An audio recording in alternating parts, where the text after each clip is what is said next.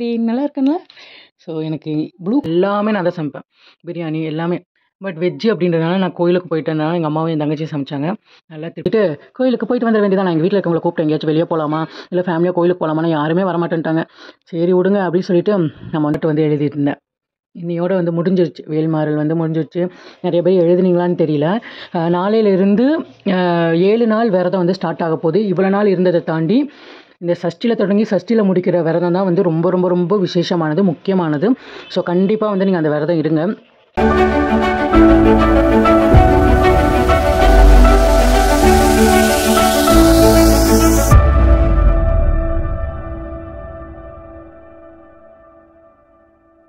Hi செல்லக்குட்டீஸ், எல்லாரும் எப்படி இருக்கீங்க? எல்லோரும் சேஃபாக இருப்பீங்கன்னு நினைக்கிறேன். ஸோ இன்றைக்கான வீடியோ என்னென்னா, தீபாவளிக்கு நம்ம என்னென்ன பண்ண போகிறோம் அப்படின்றத தான் வந்து நான் உங்களுக்கு ஷேர் பண்ண போகிறேன்.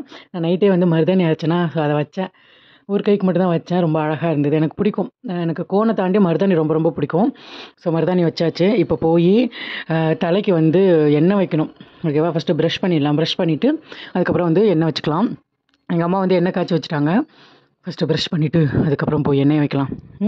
எங்கள் வீட்டில் வந்து என் தம்பிக்கு எப்போவுமே நான் தான் வந்து எண்ணெய் தேய்ச்சி விடுவேன். ஃபஸ்ட்டு நமக்கு தேய்ச்சிட்டு அது ஊறுறதுக்குள்ளே என் தம்பிக்கு வந்து தேய்ச்சி விட்டுடலாம். கொஞ்சம் சீரகம், பூண்டு, வரமிளகா இதெல்லாமே போட்டு வந்து எங்கள் அம்மா காய்ச்சி வச்சுருக்காங்க.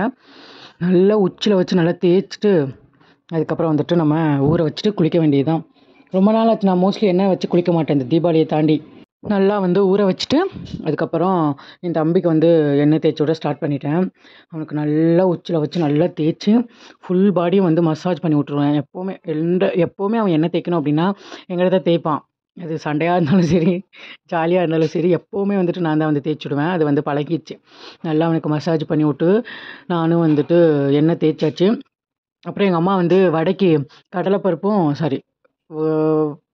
பருப்பு வரைக்கும் உளுந்த வரைக்கும் வந்துட்டு ரெடி பண்ணி வச்சுருந்தாங்களா, ஊற வச்சுருந்தாங்களா. சரி அதை அரைச்சி கொடுத்துட்டு குளிக்கப்போ அப்படின்னாங்க. சரின்னு சொல்லிட்டு அது எல்லாத்தையுமே வந்து அரைச்சிட்டு இருந்தேன். அரைச்சி கொடுத்தோன்னே எங்கள் அம்மா வந்து தேங்காய் சட்னியும் தக்காளி சட்னி மட்டும் தான் வச்சாங்க. சரி போதும் அப்படின்னு சொல்லிட்டு, சரி நான் போய் குளிச்சுட்டு வந்துடுறேன்னு சொல்லிட்டு நான் போய் குளிச்சுட்டு வந்தாச்சு. எப்படி இருக்கிறீங்க? நல்லா இருக்கேன்ல. ஸோ எனக்கு ப்ளூ கலர் வந்து நல்லா செட் ஆகுது. ஸ்கை ப்ளூ, அதுக்கப்புறம் நேவி ப்ளூ இதெல்லாமே நல்லா வந்து தலையை உணர்த்தியாச்சு. இப்போ போய் நம்ம என்ன பண்ணோம் அப்படின்னா சாமி கும்பிடணும். ட்ரெஸ் எல்லாம் எடுத்து வச்சுட்டு நம்ம வந்து சாமி கும்பிட வேண்டியது தான். அதுக்கப்புறம் என்ன, எல்லா ட்ரெஸ்ஸையும் பாப்பாவோடது, அப்பாவோடது, பாப்பாவுக்கு 2 ட்ரெஸ் எடுத்திருந்தோமா, அதையும் வந்து வச்சிட வேண்டியதான். சிவன் பாட்டு வேறு போட்டிருந்தாங்க. அப்புறம் என் தம்பி இருந்துட்டு இந்த எல்லா துணிக்கும் மஞ்சள் வை அப்படின்னு சொன்னேன்னா, எப்போவுமே வந்துட்டு தீபாவளினா மஞ்சள் வச்சு தானே போடுவாங்க புது ட்ரெஸ்ஸில். அது பல வருஷமாக பழக்கமான ஒன்று தான். அப்புறம் எல்லா ட்ரெஸ்ஸையும் எடுத்து மஞ்சள் வச்சு சாமிக்கிட்ட வந்து எல்லாத்தையும் வச்சுட்டு நம்ம எப்பவும் போல் விளக்கு தீபம் ஏற்றி சாமி கும்பிடணும். ஸோ இன்றைக்கி வந்துட்டு சஷ்டி விரதம் 40வது நாளில் வந்து இருக்கோம். நம்ம வந்துட்டு இன்னையோட வேல்மாறல் பாட்டு ஃபுல்லாக வந்து கம்ப்ளீட் ஆகுது. நேற்று நைட்டு எல்லாம் விளக்கெல்லாம் கழுவி எடுத்து வச்சாச்சு. அதுக்கப்புறம் வந்து வெத்தலையில் சந்தன குங்குமம் வச்சு விளக்கேற்றும் போது அப்படியே மங்களகரமாக இருக்கும். அது எனக்கு ரொம்ப பிடிக்கும். அது க்ரீனில் ரெட்டு எல்லோ மிக்ஸ் ஆன மாதிரி. அதுக்கப்புறம் நான் வந்து பூஜைக்கெல்லாம் ரெடி பண்ணிட்டு எங்கள் அம்மா என்னமோ பேசிகிட்டு இருந்துச்சு, எனக்கு என்னென்ன கேட்கல. அதுக்கப்புறம் நான் திரும்பி பார்க்குறதுக்குள்ளே எங்கள் அம்மா போயிடுச்சு. சரின்னு சொல்லிட்டு மறுபடியும் வந்து நான் சாமி கும்பிட ஸ்டார்ட் பண்ணிட்டேன். விளக்கு ஏற்றியாச்சு. அதுக்கப்புறம் இட்லி, வடை எல்லாமே வந்து சாமிக்கு படைச்சி துணிக்கெல்லாம் வந்து பூஜை பண்ணி நம்ம வந்து சாமி கும்பிட்டாச்சு. அதுக்கப்புறம் வேல்மாறல் பாட்டு வந்து எழுதிட்டு இருந்தேன். இன்னையோட வந்து முடிஞ்சிருச்சு. வேல்மாறல் வந்து முடிஞ்சிருச்சு. நிறைய பேர் எழுதுனீங்களான்னு தெரியல. நாளையிலிருந்து 7 நாள் விரதம் வந்து ஸ்டார்ட் ஆக போகுது. இவ்வளோ நாள் இருந்ததை தாண்டி இந்த சஷ்டியில் தொடங்கி சஷ்டியில் முடிக்கிற விரதம் தான் வந்து ரொம்ப ரொம்ப ரொம்ப விசேஷமானது, முக்கியமானது. ஸோ கண்டிப்பாக வந்து நீங்கள் அந்த விரதம் இருங்க. ஓகேவா? அதுக்கப்புறம் நம்ம ட்ரெஸ்ஸை எடுத்துகிட்டு போயிட்டு ட்ரெஸ்ஸை மாற்றிட்டு கோயிலுக்கு போயிட்டு வந்துட வேண்டியதான். நான் எங்கள் வீட்டில் இருக்கவங்கள கூப்பிட்டு எங்கேயாச்சும் வெளியே போகலாமா, இல்லை ஃபேமிலியாக கோயிலுக்கு போகலாமான்னு யாருமே வரமாட்டேன்ட்டாங்க. சரி விடுங்க அப்படின்னு சொல்லிட்டு நம்ம வந்து கிளம்பியாச்சு. நானும் எங்கள் சித்தப்பா பொண்ணும் வந்து கிளம்பினோம். போயிட்டு அவளை வீட்டில் கூப்பிட்டுட்டு அதுக்கப்புறம் வந்து நான் சிவன் கோயிலுக்கு போயிருந்தேன். அந்த கோயில் ரொம்ப பெரிய கோயில். எல்லா சாமியும் அங்கே இருக்குது. நல்லபடியாக சாமியை கும்பிட்டு உட்காந்துருந்தோம். உட்காந்துட்டு நிறைய ஃபோட்டோஸ் எல்லாம் எடுத்தோம். கரெக்டாக வந்து க்ளோஸ் பண்ணுற டைமுக்கு நாங்கள் போனோமா. அதுக்கப்புறம் முருகரை போய் கும்பிட்டுட்டு நிறைய ஃபோட்டோஸ் எல்லாம் எடுத்தோம். ஜாலியாக இருந்தது. நிறைய பேர் வந்திருந்தாங்க கோவிலுக்கு. அன்னைக்கு ஒரு டைம் வரும்போது எங்களுக்கு பிரசாதமே கிடைக்கல. அப்போ நாங்கள் வந்து போய் உட்காந்துட்டோமா. அதுக்கப்புறம் எங்களுக்காகவே பிரசாதம் வந்த மாதிரி இருந்துச்சு, கொடுத்தாங்க. சாப்பிட்டுட்டு அந்த கோவில் பிரசாதம் சாப்பிட்றதுக்கு நிறைய பேர் போய் வாங்கணுமா இல்லை அப்படி இப்படின்னு யோசிப்பாங்க. நமக்கெல்லாம் அது இல்லை. கோவிலுக்கு போனால் பிரசாதம் சாப்பிட்டே ஆகணும். அது எவ்வளோ கூட்டமாக இருந்தாலும் சரி நின்று திருப்தியாக அது அது நமக்குன்னு இருந்துச்சு அப்படின்னா நமக்கு அது கண்டிப்பாக வரும். அதனால் நாங்கள் என்ட்ரி ஆகும்போது நிறைய பேத்துக்கு கொடுத்துட்டுருந்தாங்க.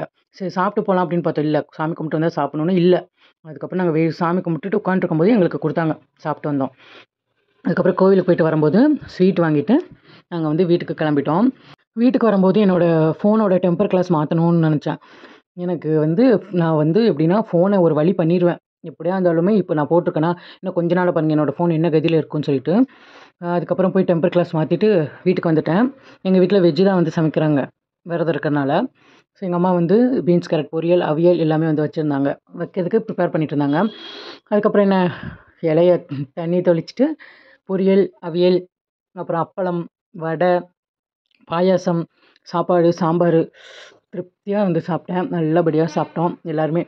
தம்பி வந்து ஃபேமிலியோட உட்காந்து சாப்பிட்லான்னு சொல்லிட்டு நான், அப்பா, தம்பி சாப்பிட்டோம். அதுக்கப்புறம் அப்பா சாப்பிட்டதுக்கப்புறம் அம்மா சாப்பிடுவாங்க. என் தங்கச்சி உட்காந்து சாப்பிட்றி அப்படின்னு சொன்னால் நான் அப்புறம் சாப்பிட்டுக்கிறேன் அப்படின்ட்டா. சரி ஓகே நமக்கு சோறு தான் முக்கியம்னு சொல்லிட்டு நல்லபடியாக சாப்பிட்டோம். நல்லா சமைச்சிருந்தாங்க எங்கள் அம்மா. எனக்கு நான்வெஜ்ஜை தாண்டி வெஜ்ஜு ரொம்ப ரொம்ப ரொம்ப பிடிக்கும். இப்போ சம்டைம் இப்போ வந்துட்டு நான் விரதம் இல்லை அப்படின்ற பட்சத்தில் எங்கள் வீட்டில் வந்து ஃபிஷ்ஷு, மட்டனு, சிக்கன் எல்லாமே எடுத்துகிட்டு வந்தாங்கன்னா எல்லாமே நான் தான் சமைப்பேன். பிரியாணி எல்லாமே. பட் வெஜ்ஜு அப்படின்றதுனால நான் கோயிலுக்கு போயிட்டதுனால எங்கள் அம்மாவும் என் தங்கச்சியும் சமைச்சாங்க. நல்லா திருப்தியாக சாப்பிட்டு கொஞ்ச நேரம் ரெஸ்ட் எடுத்தேன். ரெஸ்ட் எடுத்துட்டு நான் வந்து பக்கத்து வீட்டு பாப்பா வீட்டுக்கு போயிட்டேன். அவள் வாக்கா அப்படின்னு சொன்னா. சரி வரேன் அப்படின்னு சொல்லிட்டு அவங்க வீட்டுக்கு வந்து போயிட்டேன். நான் எங்கள் அம்மாட்ட சொல்லிட்டு போனேன். சரி நான் திவ்யா வீட்டுக்கு போகிறேம்மா அப்படின்னு சொல்லிட்டு. அங்கே போனால் ஜாலியாக இருந்துச்சு. அவங்க வீட்டில் வந்து ஒரு நாய்க்குட்டி இருக்குது சரிங்களா. அது பேர் என்னென்னா எழில் அழகி. அழகாக வந்து பேர் வச்சுருக்காங்க. அது வந்து கேர்ளு. எழில் அழகின்னு சொல்லிட்டு பேர் வச்சுருக்காங்க. அது பண்ணுற சேட்டையை மட்டும் நீங்கள் பாருங்களேன். ஒரு வழி பண்ணிடும். நான் அதுவும் இல்லாமல் அவள் தங்கச்சி இருந்தால் கூட அப்படி ஆடாது. நான் உள்ளே என்ட்ரி ஆகிட்டேன்னா போட்டு என்னை வாட்டி எடுத்துரும். அதுக்கப்புறம் நான் வந்து வீடியோ எடுத்திருந்தேன். நான் நல்லாவே இல்லை, என்னை வீடியோ எடுக்காதுன்னு சொல்லிட்டு இருந்தா. அக்கா வந்திருக்கேன்டா அப்படின்னு சொல்லி கலாய்ச்சிட்டு இருந்தாமா. சரி நீ வந்து எழில மட்டும் என்னை எடுக்காதுன்னு சொல்லிட்டு இருந்தா. அப்புறம் வீட்டுக்குள்ளே போயிட்டோம். போன உடனே இது வந்து என்ன பண்ணக்கூடாதோ அட்டுலியும் அந்த எல்லாமே பண்ணும்.